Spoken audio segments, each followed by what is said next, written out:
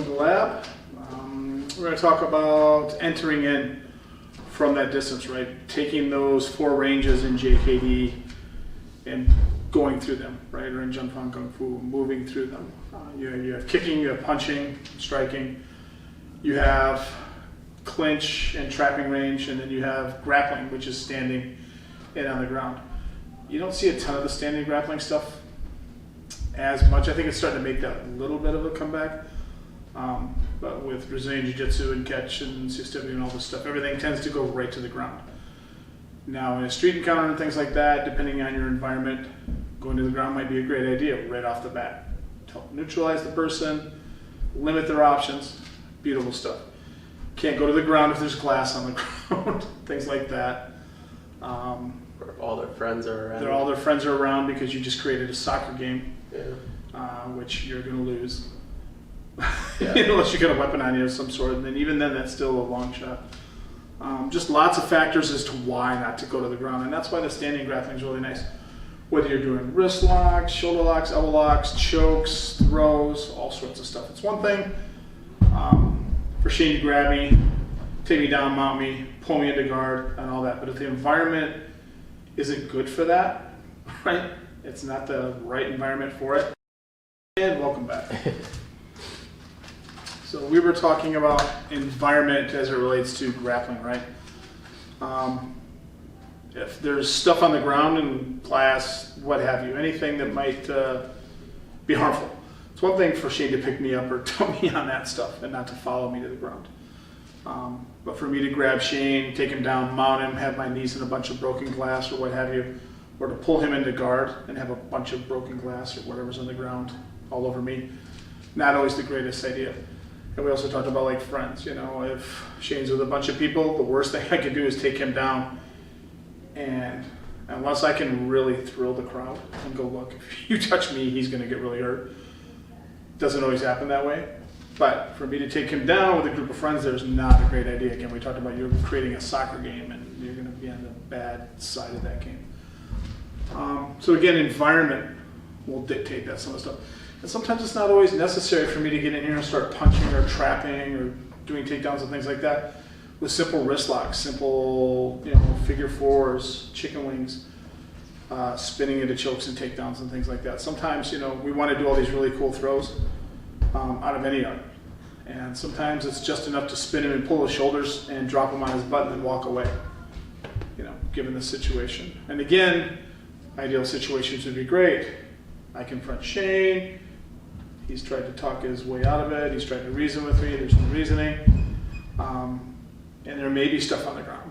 But if we engage and I fall back or he falls back, depending on who's trying to dictate what's going on, the environment's not always going to be perfect for that. So again, the environmental awareness is huge, along with situational awareness. But so what we are going to talk about, and Shane can chime in here anytime, is entering in from here, right? Generally with Jump Fan Kung Fu, you don't always move through a range. If Shane's hands are up, don't just run in here to do something, because he's not, one, going to let me, no matter how fast I am. Two, I got to worry about eating these things or him doing it to me. As soon as I come in to trap his hands, he can trap my hands, and then I can retrap his hands, and then we're playing patty cake, right? But the kicking, the low line kicking, which is so important for their entering, right, is that distraction on the low line. And it's not that I'm just trying to distract by, oh, yep, I got you in the leg, I got you in the leg. It's to damage as well. But again, and this is not written in stone, but you don't move through a particular range of kicking, punching, trapping, and grappling without doing something on the way in, right? Whether we're here, and if we're not in kicking range, but not quite punching range, Shane can fake with his hand, right? He can Buji or Sungab, right? We'll keep a Buji just for the jump on the gen, right? He can figure jab and enter in, right? That gives him a response. Oh gosh, now what? You know what I mean? And then if he backs up a little bit, and we're out here playing this game, if he wants to enter in, he'll come in and kick, right? He can teep, or in Jump Fan it's called the jit tech. He can now tech, which is the round kick. He can jump tech, which is the side kick. He can G tech, which is the stop kick, which is more for me moving forward. Not all the time. But it's nice when I move forward, he can stop that progression. Right? So, for simplicity, right? Any kick, Any tool. You can BOG, you can Jern, palm, you can jab, you can Chung Choi, you can Chop Choi, you can go low to the body, you can Gua Choi with a back fist, whatever you're trying to get a response with. And that's what he's doing, right? When he's punching at anything, right? He jab, crosses, does whatever, he's trying to get responses out of it, right? He's trying to get me to do something. And when he understands the range, and this is what Anderson Silva's so good at, is distance. Shane knows that if he punches at my face, he knows he can't hit me from there unless he steps a little bit more, right? Boom. But if I'm not aware of that distance, I'm going to respond to that. And that's where I get in trouble. It's just like Shane being back there a little bit, he backs up a little bit, and then he punches, and I go like this. There's no reason for it, but it's primal. I don't want to get in the face. Whoa, I don't want to get in the face. Stop doing that. Stop doing that. There's no reason for us to have that contact unless I'm going to enter heels. But again, same thing here. If he fakes with his leg like he's going to kick all that, I said, whoa, I'm not responsible like this. I'm just doing all these things, and I start doing the Macarena because I think I'm going to get hit, right? Those are responses, right? And that's where the PIA comes into play and things like that. And we'll talk about like the 5 ways of attack as well. If you go just the first way of attack, right? We're talking about single direct attack. He just now attacks, right? Boom, that's it, right? That brings a response. Now it's up to Shane whether he enters in or not, right? If he just now attacks and backs up, that's fine. Maybe he's just seeing what I'm going to do. It's also an attention getter, right? It's going to hurt on the inside of the thigh, and we use the inside thigh. We can't stand here and tech each other in the groin, right? But if he front kicks me in the groin, I'm like, oh yeah, that brought a response. I'm thinking about, yeah, I'm going to hit that guy, but I need just a second, you know? So with that, the thigh is a nice place to train too. You can simulate going to the groin. There's nothing wrong with that. And you can kick to the stomach or TPing like Thai boxing. But again, this is to get my attention down here. When he goes, this is to bring my hands down, right? You used to see this all the time in MMA, even with people doing Thai boxing. You know, he would outside leg kick here. He would kick here. Oh, my arm needs to be down here because I'm going to get kicked or hit. No, your legs are much better suited to take those kicks than your arms are. It's going to suck, but I mean, if you look at the arm and look at the leg, you're much better suited for that. But again, it brings that response. It gets my attention down here, right? So he can enter into punching, right? When he enters into this kick, he can start punching anything he wants, right? All sorts of stuff. It could be boxing, just your straight blast, whether you say it's Jung Fan or Wing Chun. Could be anything. He can enter in and just elbow. He can enter in and tie up and clinch and knee. Once he's broken that kicking range into the punching, trapping, and grappling range, that's up to him. And it'll also be dictated what I do, my responses, whether I decide to fight back, or whether I just decide to defend myself, or he drops me right here. If he kicks me in the leg and punches me in the face, and I drop, well then he's not going to get the trap. You could potentially grapple if you want. You could jump on the guy. You can go down there and have your friends take some nice pictures while you're Kimuring him, or twisting him, or doing whatever you want to do. So anyway, so we'll talk about just entering, right? So he enters now tech into whatever he wants to do, right? Now tech into anything he wants to do. It could be the front hand, the rear hand, could be anything, right? And you don't generally get into a lot of linear stuff as you're entering in. He can slap. The issue with that is if he goes linear here and then here, right, that leaves his body open here. You know, for Tan Sao, you know, Bu Sao, just covering and hitting, right? Lin Silva, things like that. Or just me covering in here and going to clinch. If he goes here and hooks, right? And I go, oh yeah, there's my hook, right? If I like Thai boxing, then this is great. This is exactly where I want to be. So it's that straight in because he's looking to get that response. Either with my hands parrying, my head covering, right? He's just blasting away here.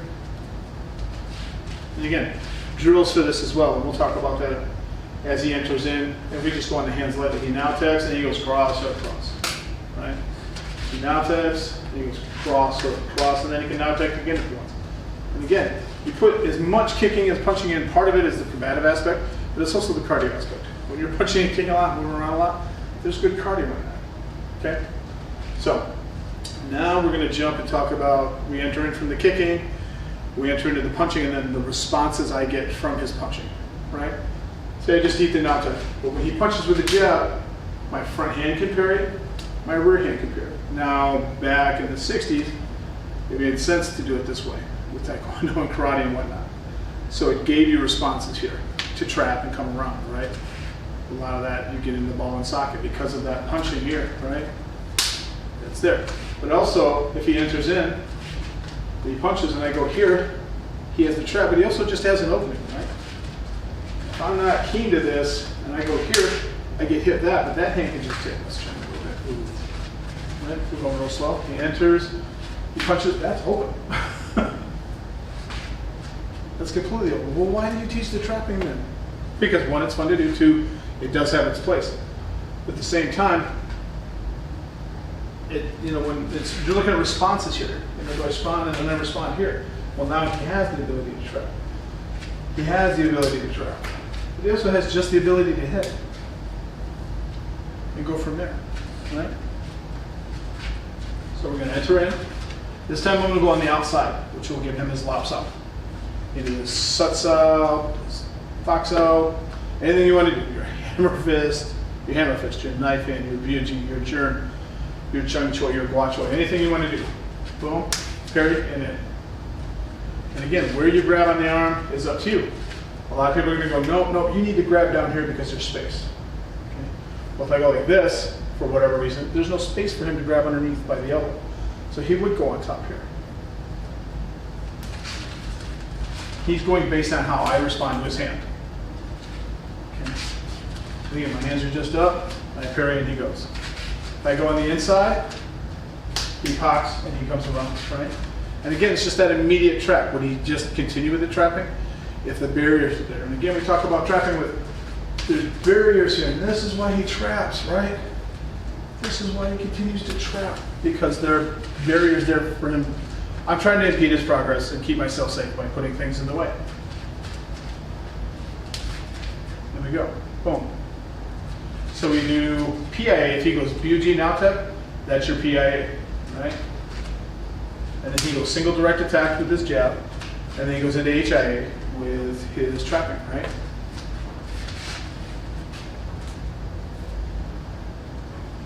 So again, and because the cross and jab are both linear, you go slow. When he enters in, doesn't matter which hand he hits with, right? I'm going to either go on the outside or inside of the cross. I'm going to go on the outside or inside of the jab, right? Identical. You can switch the leads and go back and forth. But if he goes here, right, and we go slow, I go on the outside, he pulls and hits. He throws his cross, he pulls and he hits. He jabs, inside, pocks up. Inside, pocks up. That's it. They're not the only things, but it doesn't have to be any more complicated than that. I can switch leads here, and switch leads here, and he can even stay in the same lead. Doesn't matter. When he goes, it's still the same response, right?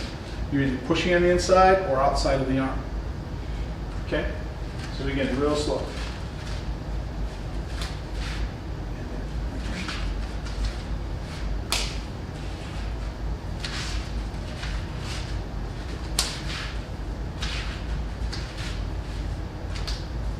And we're not talking about follow-up responses from either one of us. Follow-up responses being Shane gets in, does whatever he's going to do, and I go here and he pops me really good. Would it end there? That would be awesome. But if not, then he would follow up with boxing, Thai boxing, Silat, Kali, whatever you want to do, jiu-jitsu, shoot wrestling, CSW. And does it end there because my hand comes up now and I'm thinking about countering, right? And I'm thinking about countering and whatnot. And that can only go on for so long. Because people are going to get hit. I'm going to get hit. He's going to get hit. You're going to be affected by that. You know, we talk about doing things all the time, and it's nice. But a big part of trapping, like we start off here, reference point, right? And he traps, and then get hit. And that's the response from that, right? Either I get hit and it goes boom, and I'm like, I don't like that at all. Or I get hit and I'm like, no. Or I get a little trigger happy or gun shy right off the bat, and as soon as he goes, boom. Right off the bat, and then that gives him the structure to trap, right? You have to have a structure for trapping. You have to have a structure for grappling. You have to have a structure for boxing and kickboxing. And sometimes the other arts, it's a little more prevalent, depending on what you're doing and again your environment and things like that. If we're in the mud or deep sand, kicking is not always going to be a good idea. Boxing, elbowing from any art, trapping from any art is always a good thing, right? If we've got wide open space, we can move around here a little bit. You know, I can keep my distance and things like that. But if we're in a crowded bar, a restaurant, train station, bus station, airport, wherever you are, and just happens to be a lot of people, we can't just go start bumping into people. We could, you know, and start throwing people in the way. But at the same time, you got to look at the distance in the environment as well. So.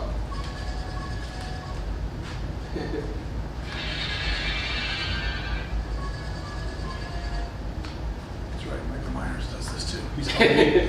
Michael's calling me to see when he can train again. Right? So again, UG, now tech, and you're punching, regardless of where my stance goes. Okay.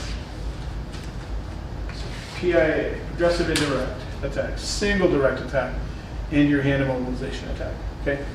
Now from here, we're going to talk about the grappling, and I'm going to kind of bounce in and out of things. I'm not going to adhere to a strict structure or curriculum or anything like that. Just kind of give you guys a little bit of overview. So as he does his PIA and do his punch right here, first thing right off the bat you guys could do is the figure 4, or you can do the straight arm bar. Figure 4 is right here. Arm bar is here. Okay, now he's going very lightly because one, it's painful. Two, if he's throwing me all over the place, it's really hard for me to talk. If Shane wants to do the talking and stuff, that's cool too. But it makes it hard if Shane gets in here, right? And he goes real quick and he goes here and I'm talking and he figure 4s me. He jerks me way over here. It's like, okay. So again, demoing things, just like in anything else we're doing, we're demoing things. So 2 options right here. Figure 4, or right into the straight. And they both lead one into the other one. And that's why I have to pick these 2, right? If I turn my arm down, he figures 4s. If I start to turn my arm back up and I have the strength to push out, he arm bars. Okay, just a simple hand on wrist, elbow forearm, bicep, chest, armpit on the arm bar. Okay. My bad, wrong response. Wrong response. We'll get to that one.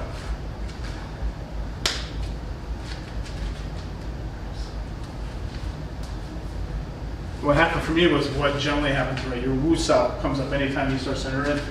As that coming, that hand just comes up, right? And it jumps in. And that's where your reference point comes from trapping.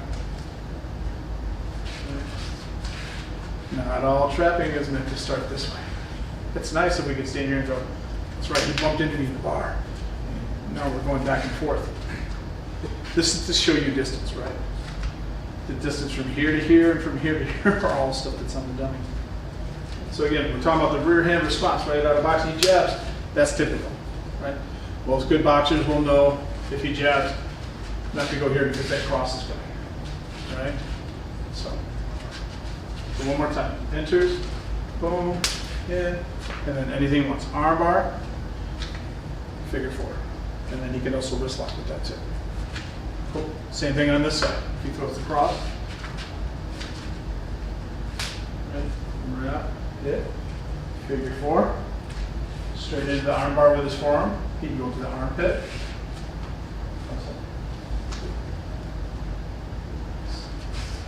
If we go back to the other side, we'll do the armpit with the arm bar, right? So he jabs here. Oh, figure 4s, hits. And from here, he has the option to do the armpit, the arm bar, and this would go all the way to the ground. He can stand here. He doesn't have to take this to the ground, but he would just sit up.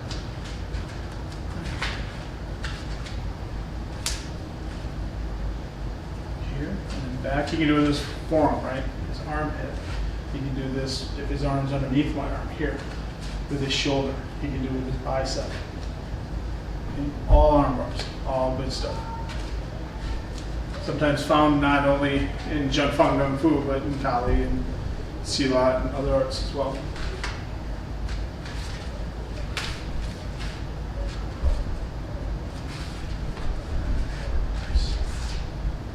So, a couple times off the cross.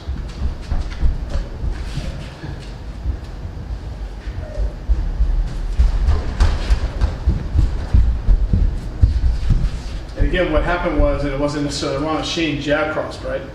But he came in, I tapped this one, and then he decided to respond off that side.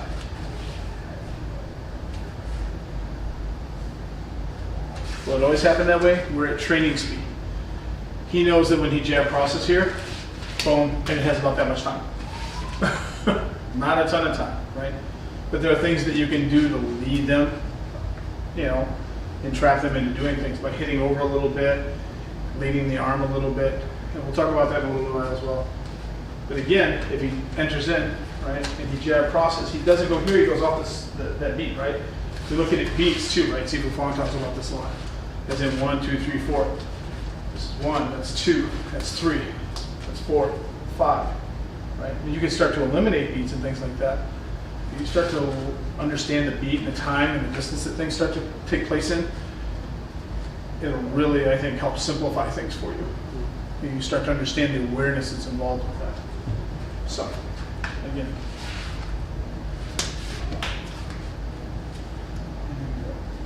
And again, anything that we do, right? Whether it's figure fours, arm bars, and we'll talk about wrist locks and things like that. Like it's common in Aikido for me to punch Shane to parry and then wrist lock me, right? You go here, whoa, and then just come back. We know it doesn't always happen that way. Not that it can't ever happen that way, but as a norm, it generally doesn't happen that way, right? But if he enters in here, and he comes in with whatever hand, and we're here, and he ends up here, it's right there. But we do lock flows and things like that, so we understand placement. Just like knife disarm flows, just like grappling flows on the ground. It's about placement and putting in the repetition so you understand where everything is. Bionic sound.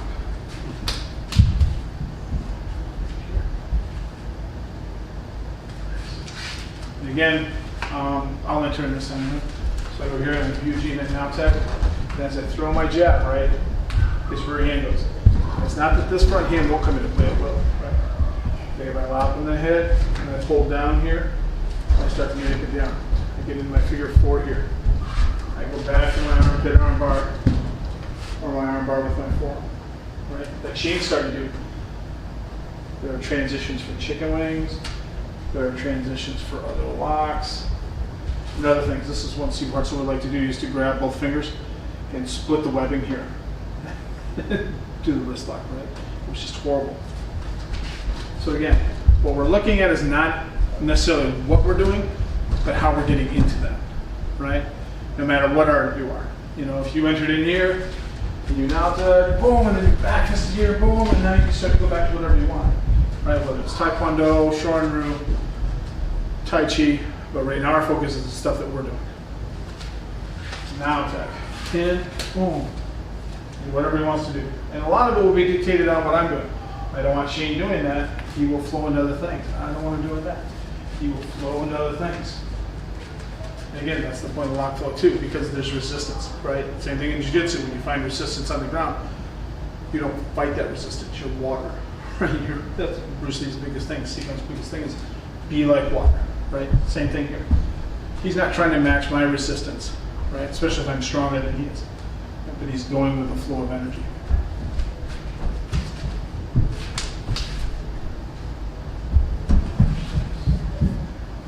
So now we're going to talk about the lead hand coming up. If he now attacks and Ryujis and all that, when that hand comes, my hand can come up here. We talked about coming in here, right? And we'll talk about that too. But my hand can come up on the outside. My rear hand can come on the outside. My front hand can come on the outside. And you go, well, nobody's just going to stick it out there for me just to go here, right? But if he's back and he enters in on me quick and I'm like, oh yeah. It's just a response. It's a primal response to put your hands up. Two things are going to happen. He enters in, boom, I'm going to get hit. The other part is, both of these hands are going to come up. Even if they're down here, I could be the slowest person in the world. He gets within a couple inches of my face, my hands start to come up. Even if they don't make it all the way up to my head, the hands come up, right? So right here. So that will give him his trapping as well as his pox out. Right? It can also give him his locks out.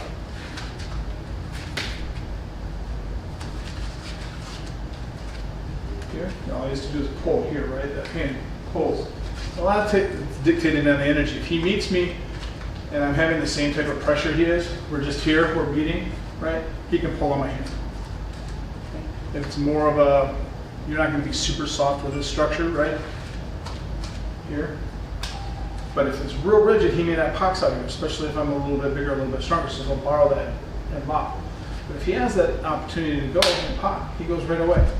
And again, you Chung Cho, you Biju, you Jern, whatever you want to hit with, right? If you want a pock and headbutt, and you can fit that in there, you go right ahead. Paul Blart was wrong. You can't win with the headbutt. I thought he did. Sorry, Kevin. I thought he did at the end of the movie. He did at the oven, but he looked Yeah. like he paid for it. Sorry, Kevin. You can't move with the headbutt.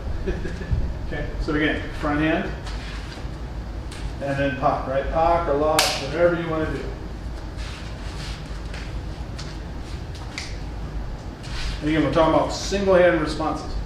We're not talking about follow-ups right now, all that stuff.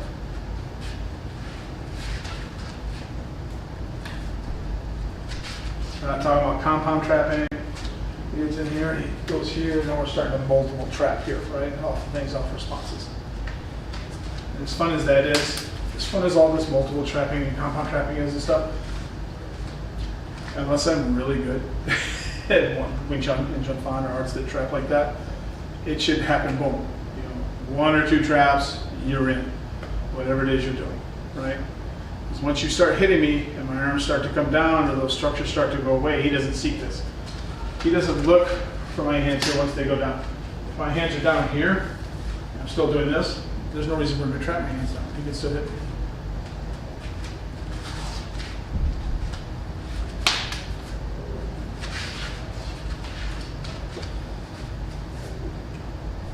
And again, anything can be thrown in here. You can keep it just straight Jun Fan.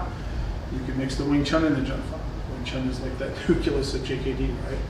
You can put Silat in here, Kali, Thai boxing, Savat, Tai Chi, Payat, anything. And we're doing this out of this lead, just out of simplicity, right? You should do both left and right. Right? For time, we're probably going to stick with a lead, but it should be done out of both. Right? And it should also be done square. I think this is one of the coolest things Anderson Silva does.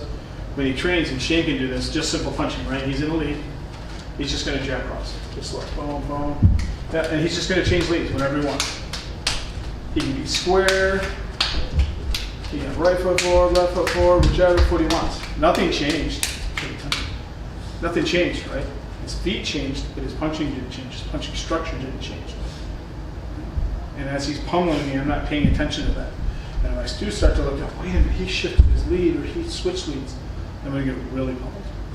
So, again, a lot of arts, even this one, do things just with the strong side forward. Jun Fan and JKD are known for doing things with the strong side forward. But you have to be able to do things out of both left and right and being square. From being on the ground, laying down, to being seated in a chair, to anything. I mean, we talk about trapping on the ground all the time. I think trapping with jiu-jitsu is something super amazing.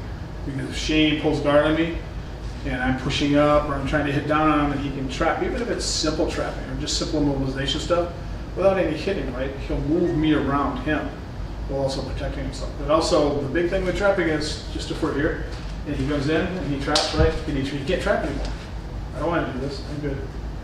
I see the shirt, shorts, I'm good. I'm super good. I see the tattoo. He's dangerous. But again, it's that structure, right? It's like even if he's punching and whatnot, and I'm like, no, unless he's willing to follow me, the structure's going to go. Kicking, same thing. We can kick the legs, kick high, kick the head, teeps, check-tex, now-tex, wa-tex, anything. But unless I'm willing to stand here and play that game, your game, the structure may or may not work depending on what I'm willing to do. So most of the time, the male eagle will push back a little bit with some sort of structure, like, oh, I'm not moving. Okay. And again, we're going to talk about trapping into the, not just the grappling, but the body hugs, things like that. Single leg takedowns, double leg takedowns, positional stuff, right? So, a little more front hand, boom. This is again jab, inside hand, pop. Does it off the cross, outside. Does it off the cross again, inside. Does it off the jab cross. Again, 1, 2. That's my second beat, right? That's my second motion. Again, we talk about beats. If Shane, sorry. We've been dating a little while, so this happens, right? When Shane jab cross, X cross, 1, 2, 3, 4, those are beats, right? That's my time to enter, right? Same thing here. When he goes, he's anticipating that, boom, 1, 2, boom. That's off my second beat, or maybe his third or fourth beat. Okay. Again, we talked about the grappling just as a recap. And again, we kept it simple, right? It could be anything in here, right? Lock, into the figure four. Again, pop, hold on, into the figure four. And again, we just kept options. We're just showing you guys options. Shane could do anything, right?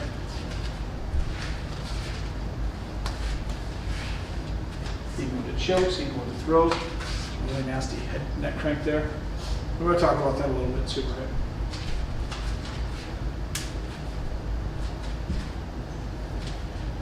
You know, along with the elbow. These are nice. These are meant, the figure four is a nice lock if I'm really tight. But Shane's really relaxed. So when I do this to him, there's not a ton of effect here in his shoulder, right? With me, that hurts. So this might become more of a takedown or more of a wrist lock or more of a place just to get my elbow in. While this hand's isolated. I can kind of be a dick here and grab up in here on the elbow and then pull this way. So, again, depending on a person's structure too, my shoulders are pretty tight. So when Shane does stuff like that with the shoulder, it hurts. On him, it doesn't hurt. But again, it falls back into not everything works all the time. Not everything works on everybody. Right? Things that do work on a lot of people, Shane entering in here, kicking in the groin and poking in the eyes, that works on a lot of people. Unless you found a way to inject steroids into your eyes and into your groin, which are both gross thoughts. Shelling monks. Shelling monks. You know, I'm going to respond the same way from being kicked in the groin and poked in the eye and punched in the nose. You know, if you box, kickbox, you're used to hitting in the face. It's not a big deal. But if you've never been hit in the face and you encounter that, it can be a horrible thing. It can be a real wake-up call. So we're going to go back into some trapping and then talk about positional for like the guillotine or the headlock, standing right from the front. And then we're going to talk about going around to the back for rear naked chokes and stuff. So when we get here, enter in, my hand's going to come up. My front hand barrier is going to come up. Right, he can pock here, go right in, and then he goes here, he goes right to the guillotine. Right, whether it's single arm, 2 arms, 5-finger choke, all sorts of good stuff. Right, whether my arm's in, whether my arm's out, you can still get choked here. But it's positioned. Yeah. Oh, he gets that dip, gets the knee. Again, these are all tenderizers.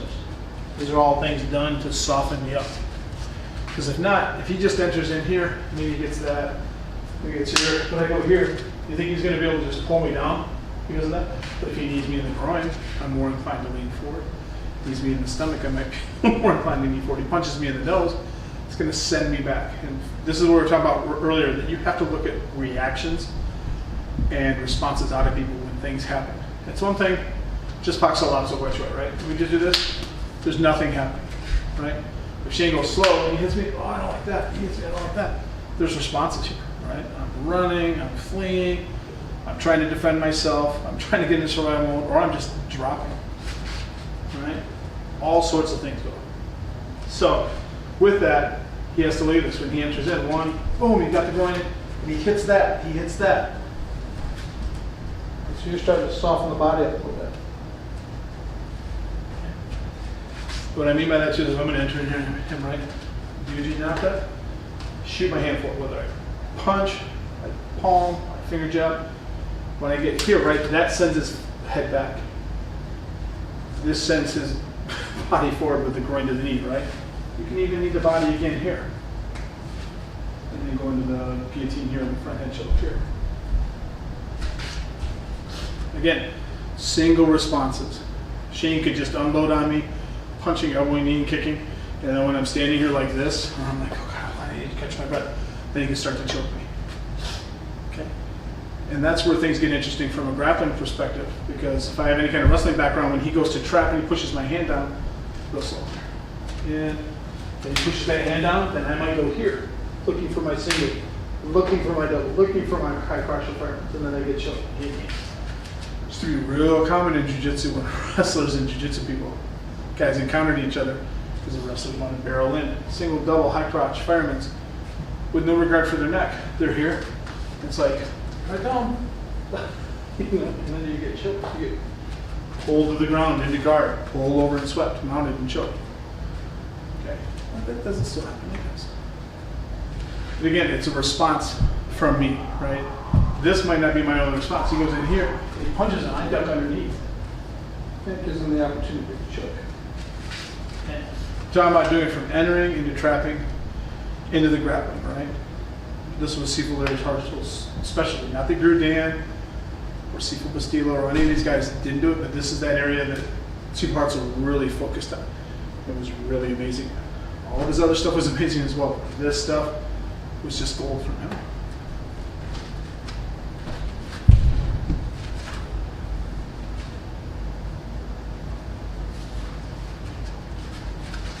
Again, when you have jiu-jitsu, where you've been doing this long enough, Shane starts to go into a Kimura, right? And he just did that. Boom, in, Kimura here. Now, if I start to tuck my arm underneath, my neck's available. And he knows that my neck's available. If I start to push out here, he knows that those arms are available. He knows the chokes. And at any time, we're flowing from being in the choke, back to the Kimura, back to the choke. You take a couple things, work with those. Take a couple more things, work with those. We can dump a whole bunch of stuff into this stew pot, and you're going, Kimura, back to the choke, back to this, back to this, back to this, back to this, back to this, right? At some point during that training, you have to also have the realization that this has got to stop right off the bat. You know, it's like a lock flow. We're here, and I just start doing this, right? And I'm here, I'm going here, I'm doing this. Well, there's no pain, and Shane's not responding to that pain. At some point, he's going to respond by putting his hand out, hitting me, doing all sorts of things. But once you start to introduce that pain a little bit, you've got to go, there's got to be an end to this. This has got to be my finisher right here, because I can't go, I'm going to go here, then go back to here, and then just play this game and do all these things. It's just not going to happen that way. So, it's like anything else. He can hit the pads all he wants, but nobody's going to stand there and take 4 shots, 5 shots, 10 shots, maybe, and just stand there and smile at you. It's got to be emotional.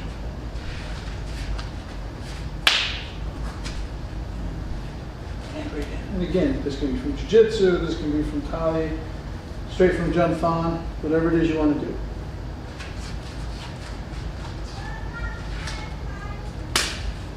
Hit me right into the Kimura, which I think is great. Standing Kimura is a beautiful thing. People go, well, I'm going to hit his groin, I'm going to grab his leg. That's because he's staying in front of me. He knows that he wouldn't stand here. Groin's a long way away. I can hit him in the thigh, but he's going to break my arm and my shoulder. You know? My daughter. And so same thing, same premise, but now he's going to lock. Right? Enter in. You can boom, lop it in and hit. And he comes up underneath. He go for the choke here. He go over the top of the head.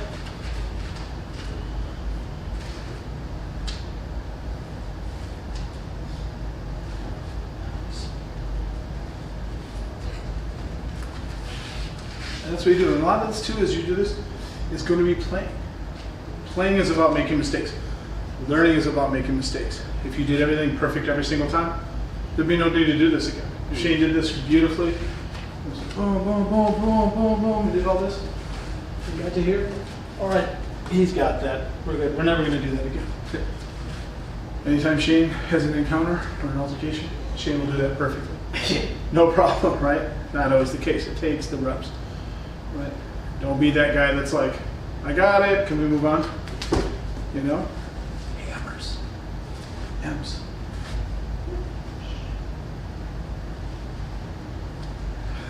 My 40-year-old daughter. So, again, we're going to go into the lap, right? So, enter, up, lap and hit. You can start to figure 4, push out of that. The choke is right there. I pull his hand down. Boom. Again, options, options, options. And when you study more than one thing, you have what? More options. And it's not always about, with JKD, the Jump on Kung Fu, you know, we should talk about, it wasn't about adding clay to the sculpture, it was about pulling the clay away, right? That absorbing what is useful and rejecting what is useless. You know, until you actually do something, rejecting is not always a good idea. I like to shelve things. Maybe I have trouble doing this now because of things I've got going on. My timing, my speed are off a little bit. Down the road, I might have the capability to do this. And as a teacher, you've got to teach everything you have. I can't go, well, I do this well, I do this well, and I do this well, and I do this well. I'd only teach 4 things. These guys aren't going to stick around for years to learn just 4 things, but other people are showing other things. But with that, the more things that you do, the more tools you can put into your toolbox to strip away at that clay. And that sculpture being your fighting essence, your fighting art, your own Jeet Kune Do. That was what Seikon Bruce Lee taught. Jeet Kune Do was an expression, a personal expression in combat. Being honest with yourself, which is really hard to do with martial arts. Because I want to learn things and go, this works every single time against every single person. It doesn't always happen that way. We know in reality that doesn't happen.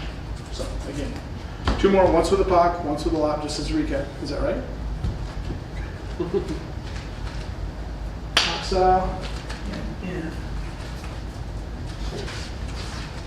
BG now tech, change for it. Boom, lop style, and the end. It's right here. However you could turn it around, right? BG now tech, shoot my hand forward, and pop, right? Whether it's this hand going, whether it's this hand going. Now if I'm here, this is a long way to go without just trapping. Even if his hands are down and he's stunned, this is a long way for me to maybe go to start to do things, right? So as I'm in here, again, we talked about kneeing the thigh, kneeing the groin, elbow in the face, punching the face like that, using the arm to influence his head to coming down, right, and coming around. When I come in with my lop, I BG, and I lop and hit here, right? I'm not necessarily pak something. You could lop and then pak to come back into your choke. But I'm lopping and going here, right? I grab the back of his head and I hit again, and I come around, right? From a standing face lock or choke. Okay? So, those are off that. Take a little break for a second. Sure. Are you okay? Oh, there you go. Yeah. It's way back there. Come back to the lab. Do a little break. Getting old. So we're going to talk about entering in. And it's interesting. Sometimes even with Jun Fan, the kickboxing structure was in the left leg.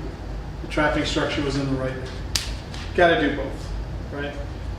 With the WTBA, 90-something%, everything's done in the left leg, right? It just is, which is an awesome thing. But you got to be able to do both sides. You got to have that small level to extreme level of being ambidextrous. You got that out? Without stumbling over. Yeah, nice. You just have to, right? I mean, if Shane's hand gets shut in his car door or something happens at work and he's without that arm, it's like, well, sorry, catch me in a couple weeks, 6 weeks, 8 weeks, I'll be good, cast off.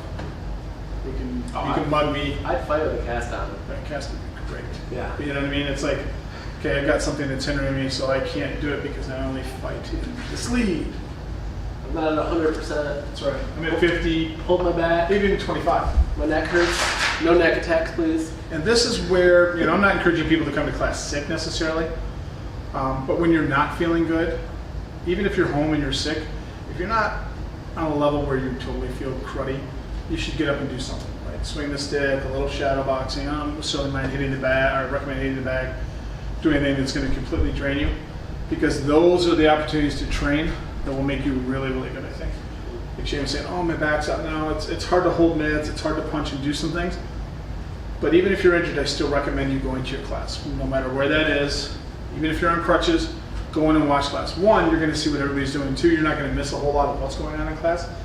But mentally and visually, you're still seeing it, still thinking about it. And right? you can figure out a different way to do what they're doing. Yep. There's always something, right? My knees are a little worse for wear lately, so not a lot of stuff on the ground, not a lot of kicking. So I got to learn to do things or focus on things on the upper body. Maybe that's where my trapping and my boxing and my elbowing and headbutting and all those cool things come into play, and I need some work on.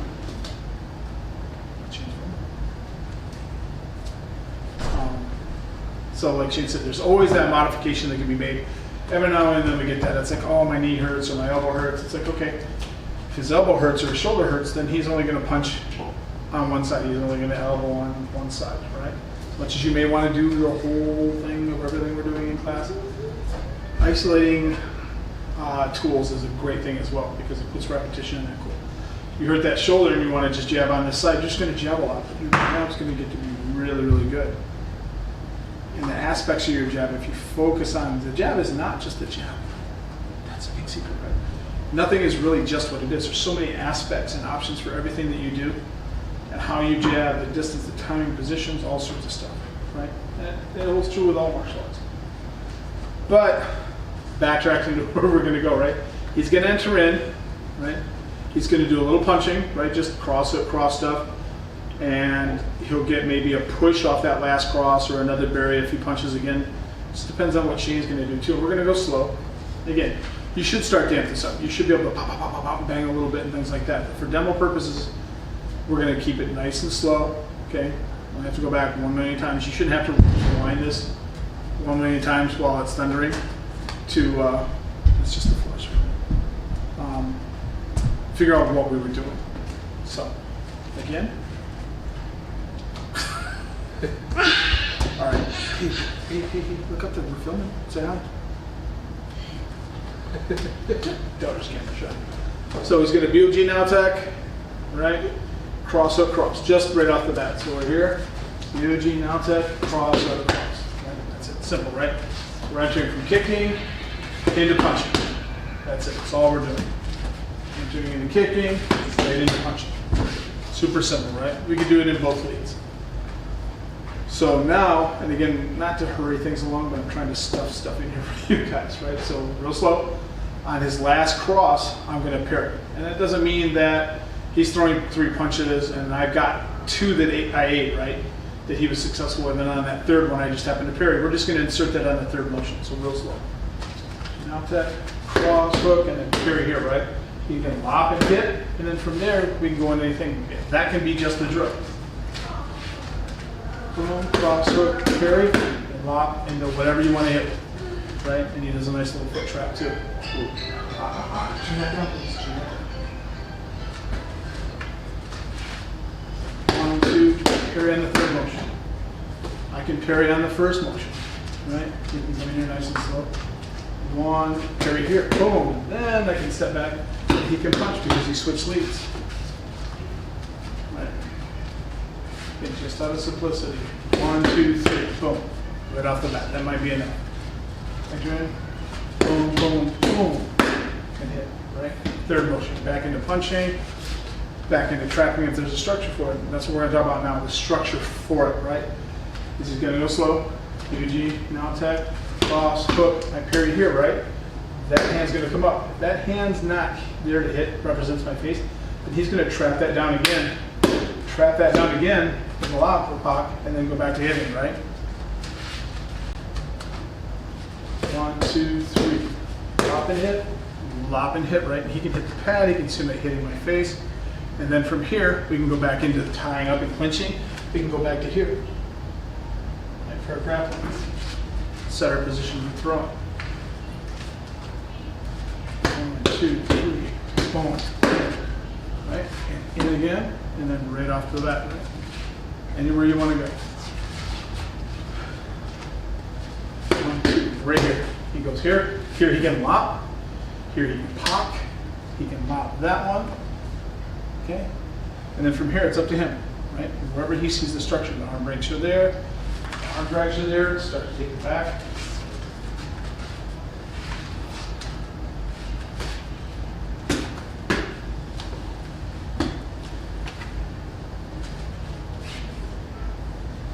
Really nasty throw and nasty neck crack.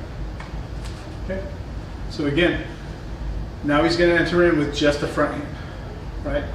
We're going to box out lopsa guachoi, just for simplicity, just to explain that breakdown and bridging. When you guys take the ranges too, right? You see them on the board, you see them on paper.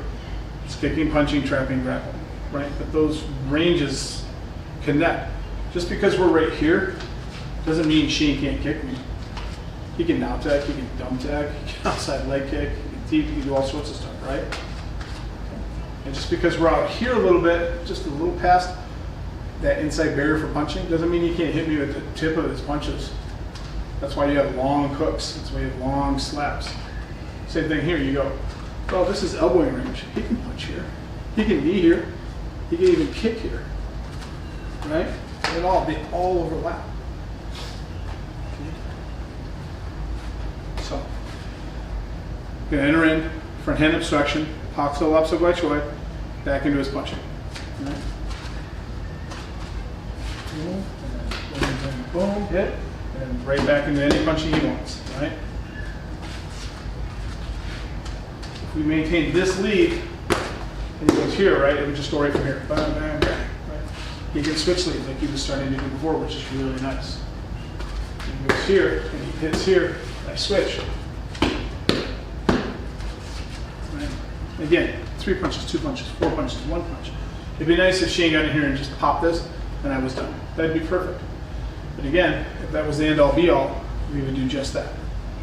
You could just poke me in the eye, punch me in the nose, I would drop to the ground, need an ambulance, and I'd be done. But everybody would do it, and then you'd start to realize there's no reason to punch you in the face, there's no reason for him to punch me in the face. And we're going to end up in the ground. If we both hit each other, we're both going to end up on the ground. Right? So, training, lots of different stuff, real slow. Need you not that. Lots of joy, same lead, boom, boom, boom, right back into your hip, right? Now again, you can do a couple hits and then go back into your grappling, right? Even if you don't have a connection or reference point to lop or pock, the arms are here. The arms are always going to be up here. Unless my arms are really long, they're down here, they're generally going to be up in this area. Even if my arms are down here, my elbows are still up in this area. Real slow. Lop and hit. And then a couple punches, right? And then when he wants to get in here, he gets in here to knee, double leg, single leg, ankle pick, all sorts of stuff. Body tackle, seat belt, anything.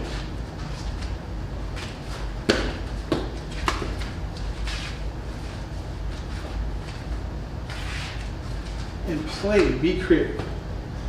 One of the worst things you can do is deny yourself that ability to be a kid and still train and do this and make mistakes and go, oh, that sucked, that was horrible, I need to do that again. Yeah, you do need to do it again, even if it was great.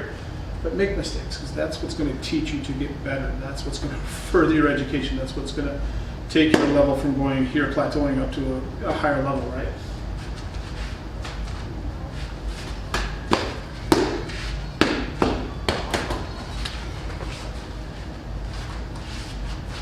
Again, just like with Steve Hartzell, this is stuff that Eric Paulson likes to do. Everybody sees Eric doing CSW and Jiu-Jitsu.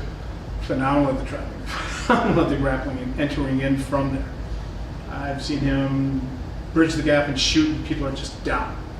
Right? And that's what you're looking for, right? That element of surprise, that speed in your attack. And again, we're not training that now. We're training just the technical aspect, just the demo, just the educational part.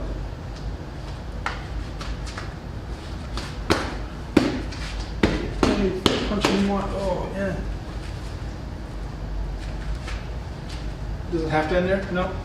You can throw me down, you can knee on belly, you can punch the pads, start to look at MMA training and things like that. Right? But right now, just the simplicity of entering. Right? He's entering out from the distance, he's trapping, going back to his punching if it needs to, or it just comes in. It's right into a standing choke to his grappling, right into positional throw.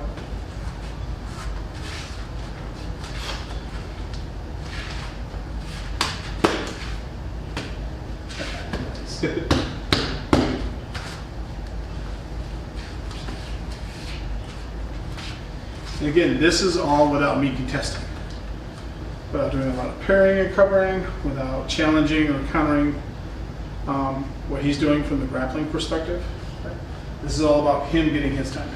This is not about me getting my time in. There'll be a time for that, but right now, and you can think that. There's nothing wrong with Shane doing this all the way through. How do I counter this? How do I counter this? How do I counter this? How do I counter that? How do I counter that? How do I counter that? You know, what are my areas of opportunity to deal with something? But I also have to be truthful with myself and go, when those areas of opportunity windows closed because I got hit and I succumbed to the pain or the choke, you know, you have to be real with yourself and go, okay, well, so it's easy to get into this whole thing where Shane goes, I counter that, I counter that, I counter that, I counter that, I counter that, I counter this, I counter all this stuff. He's not really doing anything to me. He's not really hitting me, he's not really choking me. So you get somebody punching you, even just in training, or just choking you, it's easy to go, well, I can do this and I can do that.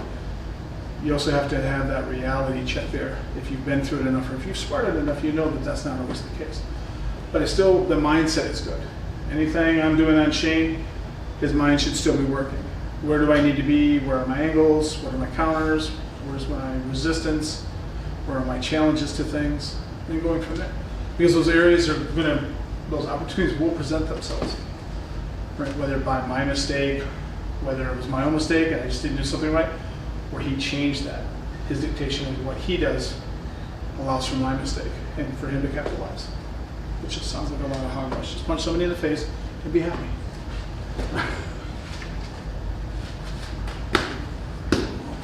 And he punches it once, boom, in.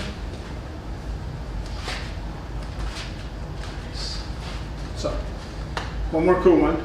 He's gonna take the back, right? He can do it through arm dragging. He can do it through spinning the shoulders. So same thing, same structure, right? And we're just doing it from here, right? We're gonna talk about doing it from just punching, right? And here he takes the back, right? If you turn, he's got the bear from the back, right? If he grabs my arm here, he's got the seatbelt. So good to go. He can come up and grab my shoulders right from here underneath and pull back on him. Boom, down I go. Give a little knee bump, think it feels good.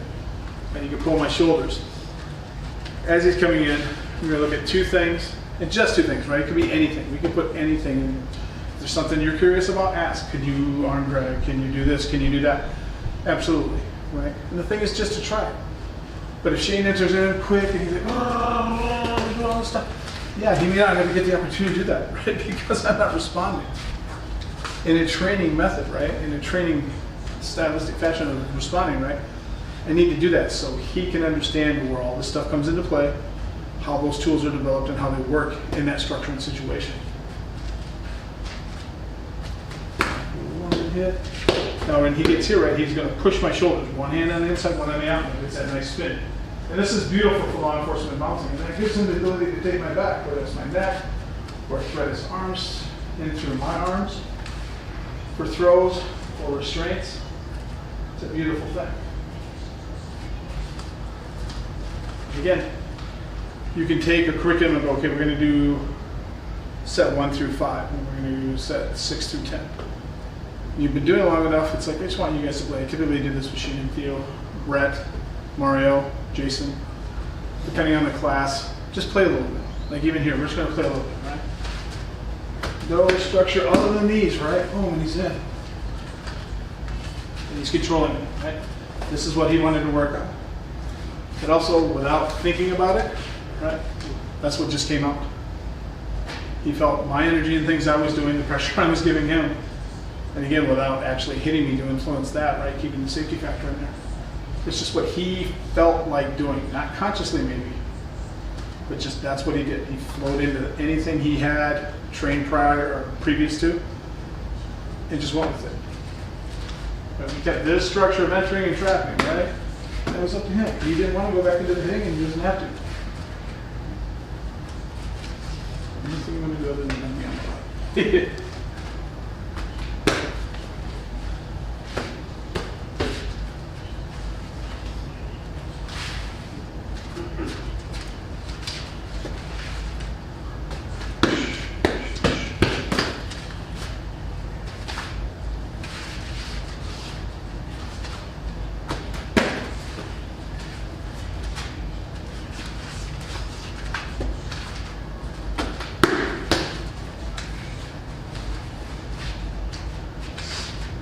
And again, that's what you're looking for. It looks rehearsed. We didn't rehearse any of this. This is just Shane playing. This is just Shane going in anything he wants now. An altercation won't always be that smooth. Sometimes people say you can lose up to 80% of your form as you're in an altercation. But again, and it could even be more. You could lose 110%. You know, you could be this amazing fighter. All of a sudden this guy goes in your way. You know, and it worked. That's awesome. He's on the ground, he's out. If it didn't work and somebody taped it, you're going to end up on YouTube and people are probably going to laugh. Yeah. But again, the fight isn't about, this is training situation. This is slow. He's entering in. That could be the end of it. That could be the end of it. His trapping could be the end of it. His punching could be the end of it. All right? Him entering into his clinching. Oh, knee. As many as he wants. Gets his choke. This should end it, right? If you could do all the stuff, it's like doing a boxing combo. The 4 count, the tie 4 count on either side. If you can do all that on somebody, in an altercation, you should have something film it. That would look really cool. But you'll take little pieces out of those structures, right? It's like baking. I take a little here, and I take a little here, and I take a little here. That becomes whatever you're making here. This is whatever you're cooking up. That's the beauty of this. It's not, you have to do this. You know? If I see Shane and we go slow, and I'm thinking he's jet entering in with that hand, he starts punching instead of trapping, right? Oh, now I've got to hold for punching, right? And at any point, he can trap my hands down because he's here. Oh, and then we go back into the punching, right? Then we're back into the clinch, we're back into elbows, knees, headbutts, tying up for throwing, tying up for locking and choking. Anything he wants to do. And I don't have to be the guy. You can have that structure, okay, we're going to do this like we're doing now. This is our structure, this is how we're getting into this. That's not always going to be that way. And sometimes we do it through chiso, sometimes we do it through ubud or push-ins, sensitivity drills, energy drills, things like that, right? Sometimes it's just this, sometimes it's just playing. Sometimes it's not even with these, right? If I take these off, and he's not going to hit my hands. Right, but we're here, and if he gets in here, and he's simulating all this stuff. But now he started getting me doing things and having energy. Now he can go anywhere he wants, and it's just playtime. And that's what this is for us. It's just playing. People are going to go, well, you know, when you play, if you play too much, you're going to get hurt. Playing builds skill. You know, you need to learn the skill, cultivate or play with a skill, right? And that progresses along that triangle, right? That you see in Filipino martial arts. Lots of different triangles with different training methods, different meanings. One of those is that you're learning to build that skill, to play with that skill, to build that skill, to make it a fighting skill, right? You know, doing forms. There's a reason stuff works. Well, people don't do forms, and this doesn't work, and this doesn't work, and this doesn't work. For hundreds of years, this stuff has worked. But again, it needs the right situation. Jiu-jitsu, beautiful art. But again, people, bad environment, your jiu-jitsu might not work in those terms, right? If you're thinking about pulling guard, dumping, mounting, jiu-jitsu has a beautiful part of the art that's all just standing. All the chokes, all the arm bars, all that stuff, all can still be done standing. You don't see it quite as much because that's not always the exciting part of the art, and it's not stuff that you always see in MMA and the UFC. But all the stuff he's been doing comes out of Thai boxing, Chun Fang Kung Fu, Kali, Silat, you know, grappling, CSW, catch, judo, sambo, wrestling, just plain old-fashioned wrestling, whether it's folk or, you know, freestyle, Greco-Roman. Anything you do can be put into this. Any art. If you do Shorin, or you do Shotokan, or you do Taekwondo, and you pop the lops up, go and you lean back, and you round kick the face, or you side kick the face, that's beautiful.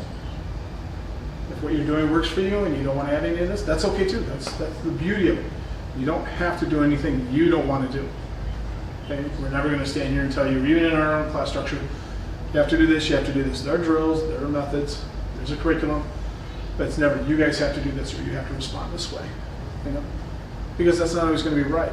If I punch at you, you have to respond a certain way. No, it's never going to happen.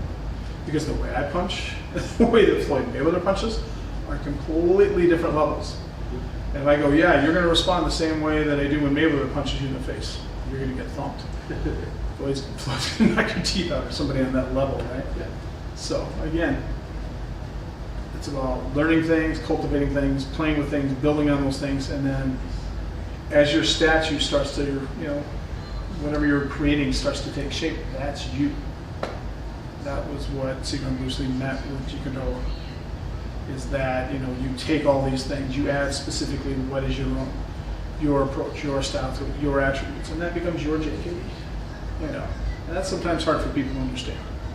So we'll play a little bit more and then kind of go from there. Again, if you guys have any questions, get hold of Shane. Shane's the man; he has all the answers. And then he'll ask me, and I don't have any answers. So, but we'll figure out something.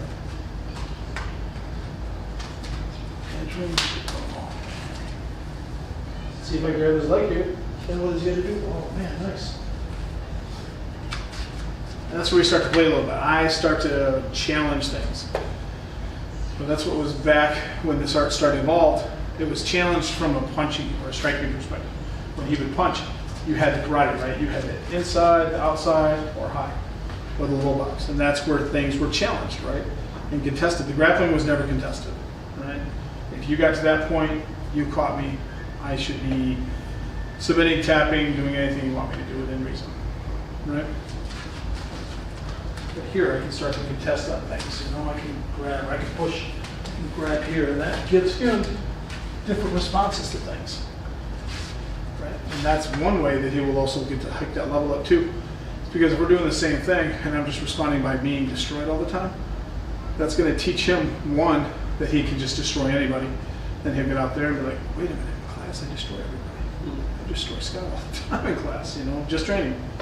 Same thing with jiu-jitsu and wrestling and rolling, right? You know, if you tap everybody out and you stand up on that pedestal and then you roll with somebody and you realize, man, I can't tap them at all. I get tapped out quite a bit. Sometimes that's a crush to the ego. It's a blow to the ego. So same thing with this, right? You can start to contest some things. But again, it takes you in different avenues, but it also starts to bring some reality into that training as well, the same thing that sparring does. Okay?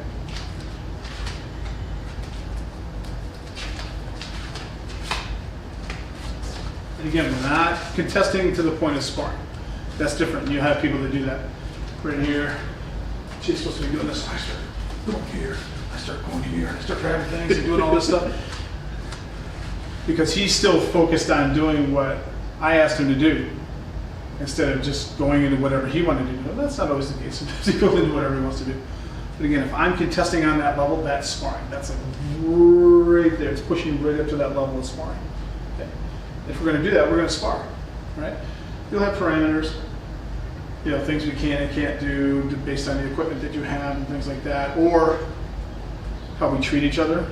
You know, as training partners, you should always treat your training partner with the utmost respect, right? He should treat you the same way.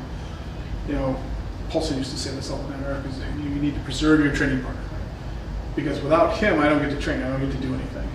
And if I'm a jerk to him, if I'm rough with him, he's not going to want to train with me. He'd rather train with the dummy or the heavy bag, or the heavy bag over there, or someone else. Which leaves me sitting here going, man, why doesn't he want to train with me? Nobody wants to train with me. We hurt people. You're a jerk on top of hurting people, and nobody wants to deal with that, right? This is about having fun and growing. My own mistakes.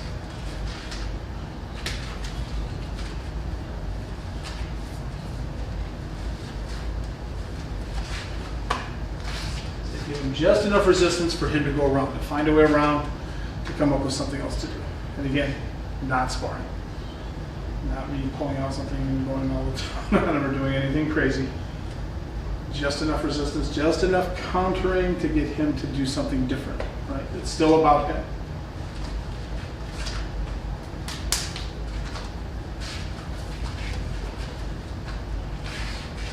Because no matter where I go, he's always got that open door.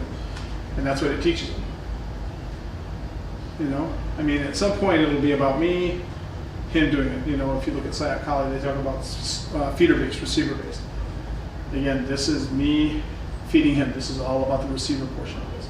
There'll be a time, like I said, about me doing the feeder, and then that's about me, my counters and things I can do. And then it's sparring. That's about both of us.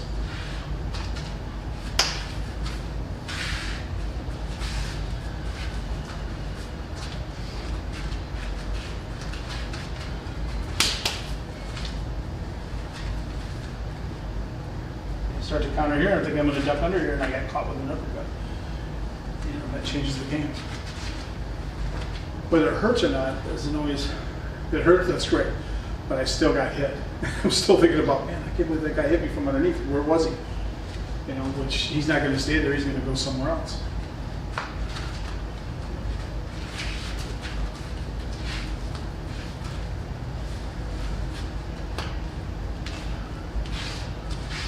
And again, as you do this, like we were talking about earlier, Shane's jiu-jitsu is amazing.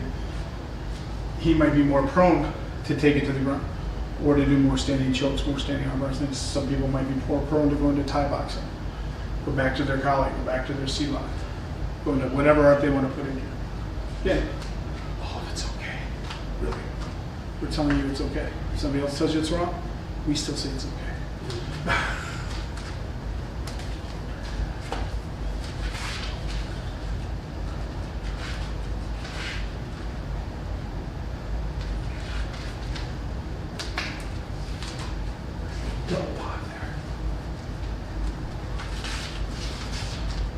This is with me staying in this structure, staying in this lead, not moving around a ton.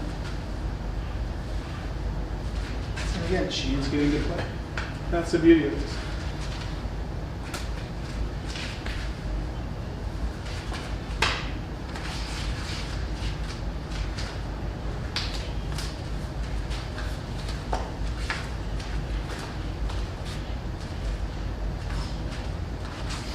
That's the beauty of this. If I get down here and I catch this, right, I gotta be able to jump in here. Can't just go, okay, my legs go out, I'm done. But again, it's not about sparring. I'm not countering with this. The intent of going here, and then going here, going here, going here, going here, and going here. Right? It's to elicit a response from him. Even in here, it's to grab that, which may not be the best response I can do for myself, but it does happen with people. Right? We get here, and he go to get, and I can move. Now we're back. Yeah, that was nice. And again, none of it's rehearsed. It's nice and smooth in a training environment, none of it rehearsed. My legs here, oh no. And again, if you're just punching, I can stand here and go like this, counter, and do all, oops, sorry, good. Do all these things until he decides to try. My hands done and get into the grappling aspect of this. Okay, whoop, you know. And again, it's not about me countering and then scoring, or even me just standing here countering and feeling good about myself. It's to give him responses. It's like we may go slow. He enters in here, he starts punching, and now I start to hammer back on him, and he's got to cover, right? He's got to cover his head, and then he's got to figure out how to get in here and go from there. You know. So you're always going to have offense, you're always going to have defense, and then you're always going to have that melt of it. And if you watch football, it's never just offensive because somebody always wants the ball. And if the defense gets the ball, it doesn't stay defensive; it becomes offensive. So all meshes. It's all good stuff. Up with your shoulder. You keep me nose good. It's really nice. Okay. A couple more things, right? Again, just playing.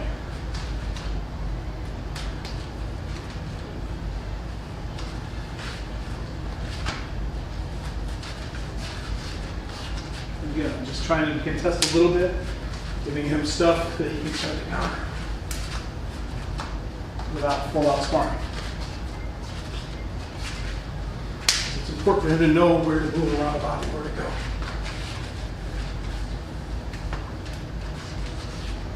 And again, it starts to look a little bit not stylistically like Sombrana. You know, we're doing single stick or double stick and that stuff, or stick dagger. But at some point, if I counter that, I counter that, you know, and we're doing that. Right? We're not sparring, but we're just countering for counter for counter for counter for counter. But it's still not sparring. But what I'm doing is I'm starting to contest a little bit more. And again, then you throw your stuff on, you start to spar and you go, I can't get any trapping in. I don't get any knees in. Your range isn't there, your structure's not there. Sometimes, as you're doing things, he'll create that for you. If Shane goes really slow, he's punching at my face, right? Just slow. There's not a little structure here if this is my face, right? He's hitting me. If this is my hands, there might be a structure. My hands are going out here. The structure's there to trap. Right? You just punch me in my face, don't need to trap. Right? If my hands are so tight here, you're going to have a structure to trap. So you look for it, but you don't always seek it, right? It shouldn't be the end all be all, no matter what you're doing. Same thing, right? You can punch me in the face all you want. I'm an All-American NCAA champion, not that I am, right? Punch me in the face, but I can still sprawl. When you go to shoot thinking that I'm hurt, I can drive your face into the ground. Someone like Will, or Greg Nelson, Frank Cucci, those guys were phenomenal grapplers. Will just take and bury you. Even if you're pummeling on them a little bit and you go to shoot, boom, they'll sprawl and you'll be in the dirt. So, good. So cool. Any questions? Let us know. But again, we talked about going from entering to trapping to grappling to punching, covering those 4 ranges, right? We talked a little bit about the 5 ways of attack, like the single direct, the PIA, aggressive indirect, the HIA. We did talk a little about attack by drawing, or at least we touched on it, right? And then we talked about like HIA, the hand mobilization attack. Shane trapped the foot quite a bit. And that still falls in with immobilization. Now that's trapping. It's just about immobilizing things. You see in boxing, Pacquiao's last fight here. There was a lot of immobilization into him hitting, and that's trapping. So thank you guys.